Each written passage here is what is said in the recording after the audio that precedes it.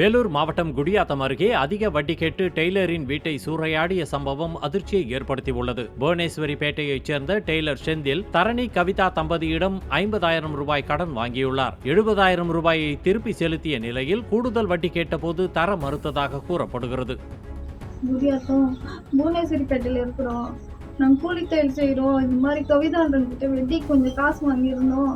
அவங்க வெட்டி அசலும் கட்டிட்டேன் சார். எங்கள் பசங்களுக்கோசம் படிக்கிறதுக்கு வாங்குறது.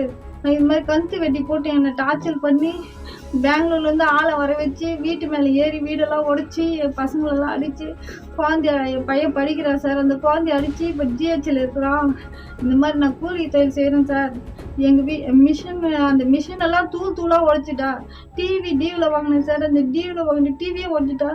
சிலிண்டரு குடம் எல்லாத்தையும் உடச்சி வீடே ஒரு கதி பண்ணிட்டா சார். ஆளை வச்சு நகை ஒன்று எடுத்துகிட்டு போயிட்டா சார். வீட்டில் வச்சு இந்த குழந்தைக்கோசரம் அந்த நகையை தூக்கின்னு போயிட்டுக்கிறோம். நான் வியாபாரம் பண்ணுறதுக்கோசரம் கடையில் டெய்லி வாங்கிட்டு வந்து வியாபாரம் பண்ணி ஒரு 1000 ரூபாய் கட்டுறேன் சார். டெய்லி வியாபாரம் பண்ணுற ஒரு 100 ரூபாய் வருது.